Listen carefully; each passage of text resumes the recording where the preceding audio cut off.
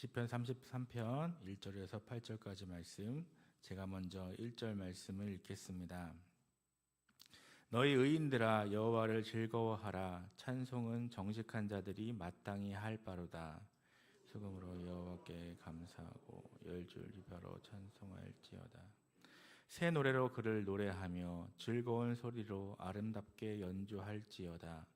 여호와의 말씀은 정직하며 그가 행하시는 일은 다 진실하시도다. 그는 공의와 정의를 사랑하시며 세상에는 여호와의 인자하심이 충만하도다. 여호와의 말씀으로 하늘이 지음이 되었으며 그 만상을 그의 입 가운데로 두었도다. 그가 바닷물을 모아 무더기같이 쌓으시며 깊은 물을 곳간에 두시도다. 온 땅은 여호와를 두려워하며 세상의 모든 거민들을 그를 경외할지어다. 아멘. 오늘도 하나님의 은혜와 평강이 함께 하시기를 바랍니다. 오늘 말씀 33편은 열정에 가득 찬 여호와의 찬양 촉구, 또 여호와 찬양의 당위성 제시와 확신과 열정에 가득 찬 뜨거운 간구로 구성된 전형적인 감사 예배 시입니다. 1절을 보면 시인이 회중을 향하여 하나님을 찬양하도록 촉구하고 있습니다. 시인이 하나님을 찬양하도록 촉구하는 대상은 의인과 정직한 자입니다. 여기서 의인과 정직한 자는 같은 대상입니다. 그렇다면 의인은 구체적으로 어떤 사람을 말할까요? 우리는 이를 제1편에서 확인할 수 있습니다. 시편 1편을 보면 의인은 여호와의 율법을 즐거워하여 그 율법을 주야로 묵상하는 자라고 말씀하고 있습니다. 이를 다른 말로 하면 하나님을 사랑하고 경외하는 자라고 할 수 있는 것입니다. 그런데 오늘 말씀 1절을 보면 찬송은 정직한 자들이 마땅히 할 바라고 하였습니다. 이는 단순히 정직한 자에게는 하나님을 찬양할 의무가 있음을 강조하는 말이 아닌 것입니다. 이 말은 오히려 정직한 자는 하나님을 찬양할 수밖에 없고, 또 정직한 자만이 하나님을 찬양할 수 있다는 말입니다. 그렇다면 그 이유는 무엇이겠습니까? 정직한 자가 하나님을 찬양할 수밖에 없는 이유는 그 정직성에 있습니다. 정직한 사람은 아부할 줄 모릅니다. 또 정직한 사람은 오직 진실에 따라 행합니다. 바로 그러한 특성 때문에 그들은 하나님을 찬양할 수밖에 없는 것입니다.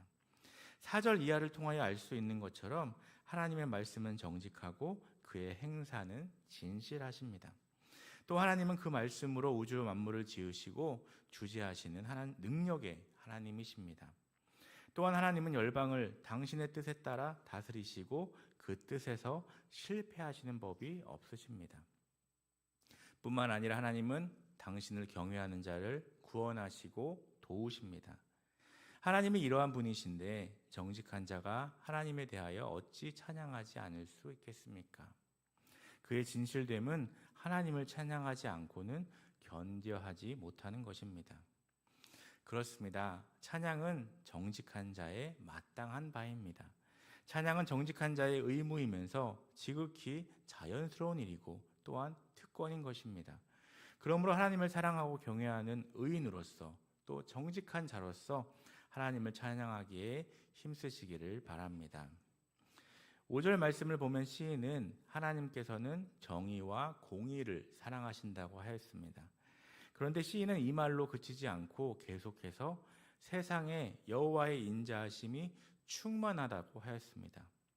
여기서 정의와 공의는 하나님의 성품이자 세상에 대한 통치 원리입니다.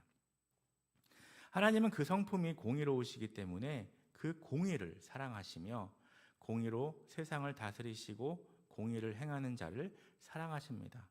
그리고 반대로 공의를 행하지 않는 자는 미워하시고 합당한 보응을 하십니다. 그러나 하나님께서 공의로만 세상을 다스리시는 것은 아닙니다. 공의는 이 세상을 유지하는 아주 중요한 요소이지만, 그렇다고 해서 하나님께서 공의로만 인간을 대하시고 그것만이 하나님의 유일한 통치의 원칙이라면 이 세상에서 살아남을 수 있는 자는 아무도 없을 것입니다. 즉 공의만으로는 세상이 유지될 수 없는 것입니다. 이 세상이 유지될 수 있는 것은 하나님께서 공의와 함께 또 다른 요소로 세상을 다스리시기 때문입니다. 그것은 바로 인자입니다. 인자란 죄를 긍휼히 여기는 것을 말합니다. 여러분, 우리 인간은 다 죄인입니다. 본능적으로 죄를 지을 수밖에 없는 것이 인간입니다. 그러므로 하나님께서 공의의 원리로만 세상을 다스리신다면 이 세상에 누가 존재할 수 있겠습니까? 인간은 다 멸망할 수밖에 없습니다. 그러므로 하나님은 인간의 죄성을 아시고 그들을 긍휼히 여기십니다. 그래서 하나님은 세상의 질서를 위하여 일반적으로는 공의의 원리를 적용하시면서도 이 세상에서는 완전한 인과응보 원리를 적용하시지 않고 인자하심과 오래 참으심으로 사람들을 대하시는 것입니다. 그리고 바로 이러한 이유로 세상에서는 악을 행하는 자들이 하나님의 심판을 받지 않고 존재하는 것은 물론 악인들이 의인들에 비해 더 형통하고 번성하는 일이 벌어지기도 하는 것입니다. 그러나 그렇다고 해서 우리가 하나님을 원망할 수 있습니까? 왜 완전한 공의를 실행하지 않으시냐고 하나님께 따질 수 있습니까? 우리는 그럴 수 없습니다. 왜냐하면 우리 역시 근본적으로는 다 죄인이기 때문입니다. 우리가 존재하는 것도 하나님의 인자하심 때문입니다. 우리가 멸망의 백성이 되지 않고 하나님의 구원의 백성이 되는 것도 다 하나님의 인자하심 때문입니다. 하나님은 죄인들을 긍휼히 여기사 그들을 인자하심으로 대하시고 또한 그들을 구원하시기 위하여 당신의 독생자 예수 그리스도를 희생하시는 사랑을 베푸심으로 우리로 하여금 당신의 구원의 백성이 되게 하신 것입니다. 그러므로 우리는 세상의 악이 횡행하고 하나님이 완전한 공의를 실행하시지 않는다고 원망하거나 불평해서는 안 되는 것입니다. 오히려 죄인들을 공의만이 아니라 인자하심으로 대하시는 하나님의 긍휼에 감사를 드려야 합니다. 또한 우리는 하나님께서 비록 현 세상에서는 완전한 공의를 실행하시지 않으시지만 이 세상의 마지막에 이르면 완전한 공의를 실행하심으로 그 행위에 따라 갚으실 것을 기억하고 의와 선을 행하는 삶을 살아야 할 것입니다. 7절을 보면 그가 바닷물을 모아 무더기같이 쌓으시며 깊은 물을 곳간에 두시도다 라고 말씀합니다. 이는 하나님께서 만물의 절대적인 주제가 되심을 나타내는 것입니다. 바닷물을 모아 무더기같이 쌓았다는 것은 하나님께서 땅의 물을 한 곳으로 모아 바다를 만드시고 그 경계를 정하여 육지를 침범하지 못하게 하신 것을 말합니다. 또 깊은 물을 곳간에 두셨다는 것은 많은 물들을 땅속에 저장하여 두신 것을 말합니다. 하나님이 이 세상을 처음 창조하셨을 때 세상은 물로 덮여 있었습니다. 그런데 하나님은 창조 셋째 날에 천하의 물을 한 곳에 모이게 하사 바다가 되게 하셨습니다.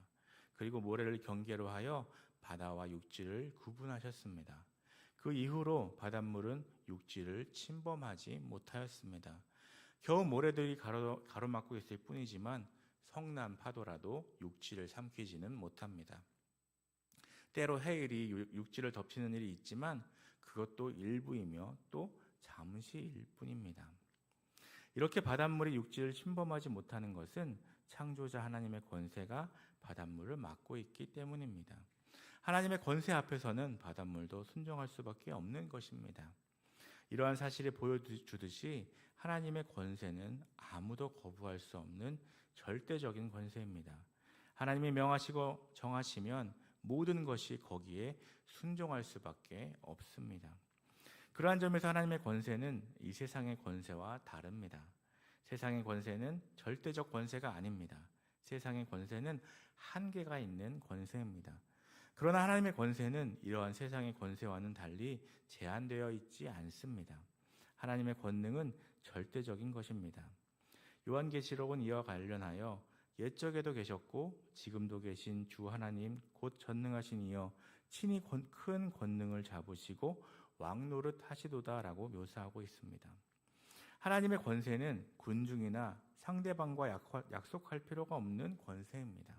왜냐하면 모든 것을 초월하여 다스리시는 힘과 능력을 바탕으로 하기 때문입니다.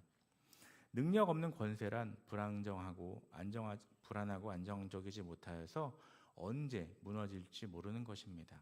그러나 하나님의 권세에는 절대적인 능력이 있습니다. 따라서 하나님은 인간의 역사와 자연의 섭리마저도 다스릴 수 있게 되는 것입니다.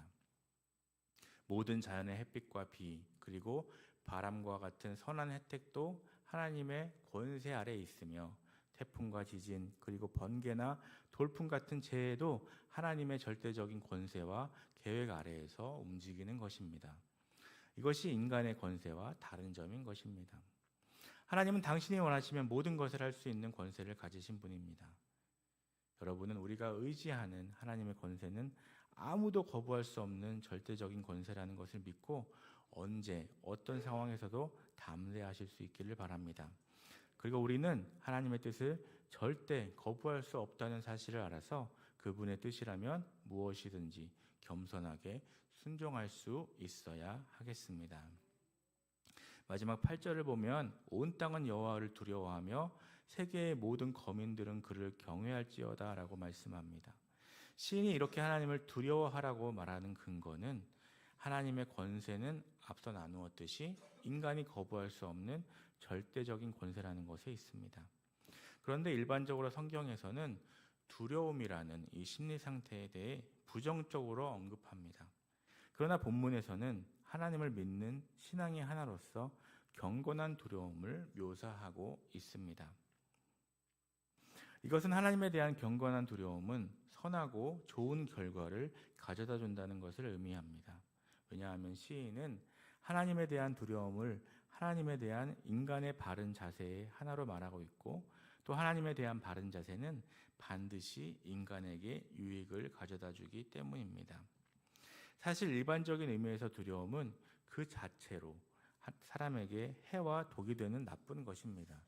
두려움이 지나치게 되면 병이 되어 사람의 마음과 몸을 망치게 됩니다. 그 예로 고소공포증을 들 수 있습니다. 이런 사람들은 조금만 높은 곳에 올라가게 돼도 안절부절 못하고 조급해합니다.